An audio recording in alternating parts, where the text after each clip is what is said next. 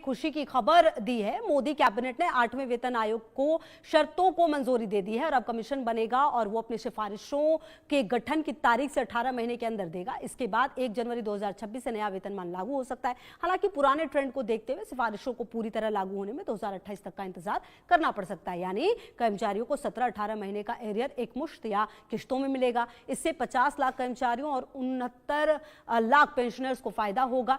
सरकार ने जनवरी 2025 में ही इस कमीशन के गठन का ऐलान किया था। और शरद हमारे से होगी ज्यादा जानकारी के लिए। शरद, ये इंतजार तो निश्चित तौर पर लंबे समय से था, लेकिन कहीं ना कहीं अब ये फैसला जब सामने आया है तो इसको ग्राउंड पर आने में अभी थोड़ा वक्त लगेगा, लेकिन निश्चित तौर पर ये एक बड़ी खुशखबरी है।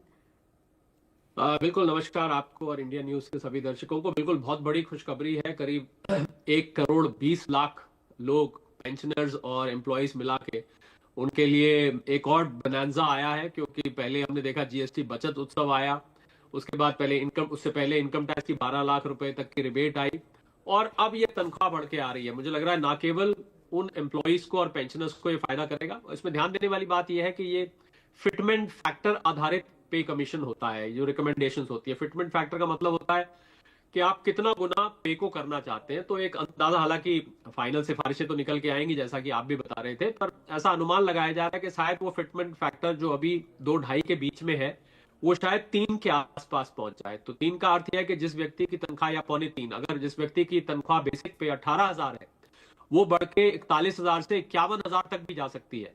तो एक बहुत बड़ी वृद्धि होगी। और मुझे लगता है जिन सरकारी एम्प्लॉइज को ये शिकायत रहती है कि हमें प्राइवेट सेक्टर के मुकाबले उतनी तनख्वाह नहीं मिल पाती जबकि हम काम उतना ही करते हैं वगैरह वगैरह, इस प्रकार की शिकायतें रहती है, मुझे लगता है वो शिकायत दूर होगी। और सबसे बड़ी बात कि ये जो फालतू पैसा हाथ में आएगा उन केंद्र सरकार के एम्प्लॉइज को, ये फालतू पैसा या तो बचत के रूप में जाएगा या फिर वो अपना जीवन स्तर सुधारने के लिए काम करेंगे, यानी कि लिविंग स्टैंडर्ड। तो उससे देश की कंजम्पशन को भी बढ़ावा मिलेगा और ये पैसा वापस इकोनॉमी में आएगा अप्रत्यक्ष रूप से।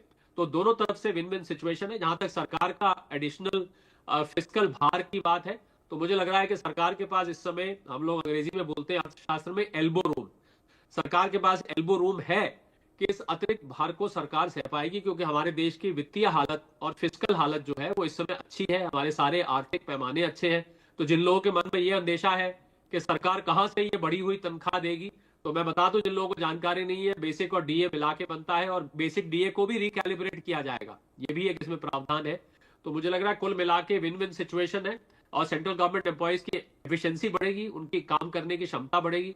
और जब से मोदी सरकार आई है तब से हमने देखा कि सरकारी केंद्रीय एम्प्लॉइज की जवाबदेही बढ़ गई है, अकाउंटेबिलिटी बढ़ गई है, उनको ज्यादा काम करना पड़ता है। मोदी जी स्वयं सुबह सुबह अपना काम शुरू कर देते हैं। इसको देख के जितने भी सरकारी एम्प्लॉइज हैं उनको, उनके और उनके मंत्रालय को जल्दी काम शुरू करना पड़ता है। तो मुझे लग रहा है कि उनको अब ये नहीं लगेगा कि हमें काम ज्यादा करने पर कम तनख्वाह दी जा रही है।